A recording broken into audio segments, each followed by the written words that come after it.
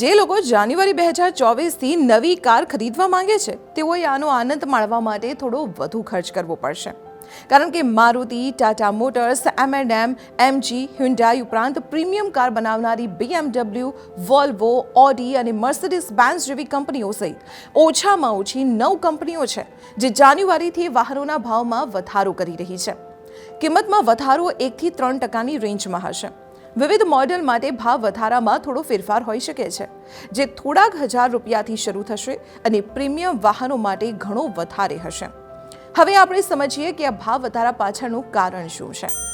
Maruti, Tata motors, M&M અને Audi આ વધારા પાછળનું કારણ વધતા ખર્ચને ગણાવ્યું છે, કારણ કે મોંઘવારીની સાથે કોમોડિટીની કિંમતમાં પણ ઉછાળો થયો છે. દેશની સૌથી મોટી કાર કંપની મારુતિના જણાવ્યા અનુસાર કંપનીએ ખર્ચ ઘટાડવાના પ્રયત્નો કર્યા છે, છતાં તેની થોડીક અસર ગ્રાહકો પર પાસ ઓન કરવામાં આવશે. કિંમતોમાં વધારો મોડલ્સના હિસાબે અલગ અલગ હશે. મારુતિ આ વર્ષે એપ્રિલમાં પણ કિંમતોમાં 0.8% વધારો કર્યો હતો, પરંતુ જુલાઈથી સ્ટીલના ભાવ વધી રહ્યા છે અને મોંઘવારી પણ વધી છે. નવેમ્બરમાં ઓટોનું વેચાણ વિક્રમજનક સ્તરે પહોંચ્યું હતું અને ડીલર્સના મતે વેચાણનું મોમેન્ટમ ડિસેમ્બરમાં પણ ચાલુ રહેવાની ધારણા હતી, કારણ કે પાકની કાપણી ગયા વર્ષની સરખામણીએ સારી રહી છે અને ચૂંટણીના રાજ્યોમાં ખેડૂતોના હાથમાં વધુ રોકડ છે.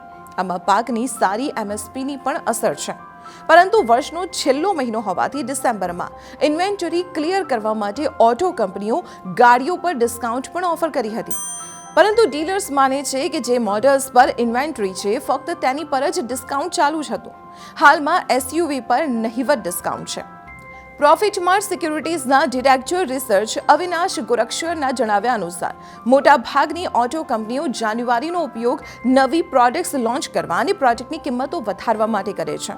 આ ઉપરાંત કંપનીઓ આ સમયને ખર્ચમાં થયેલા વધારાની રિકવરી તરીકે પણ જુએ છે, કારણ કે ઓટો સેક્ટરમાં ભાવ સામાન્ય રીતે વર્ષમાં 2 વાર વધે છે. તેથી જાન્યુઆરી મહિનો ખૂબ જ મહત્વપૂર્ણ હોય છે. હવે આપણે સમજીએ કે શું ભાવમાં વધારાની અસર કારના વેચાણ પર પણ પડશે. જો હા, તો કેટલી? ઓટો કંપનીઓ અને ડીલર્સ હાલની ઇન્વેન્ટરી પર સ્પેશિયલ ડિસ્કાઉન્ટ ઓફર કરી રહી છે.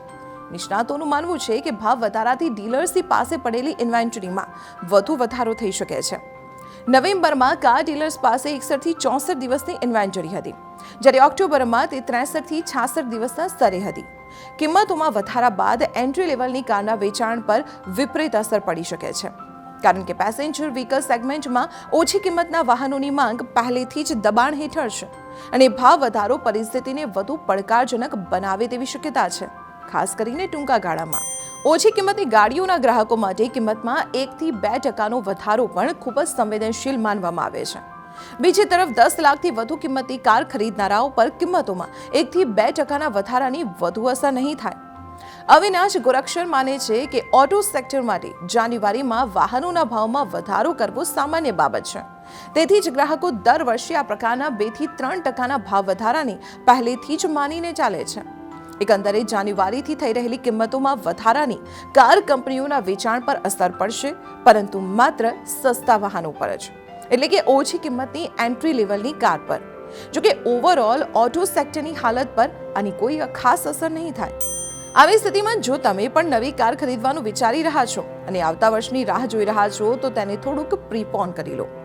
એક તો તમે વધેલી કિંમતોથી બચી જશો અને બીજું તમને યર એન્ડ પર ઉપલબ્ધ ડિસ્કાઉન્ટનો ફાયદો પણ થશે.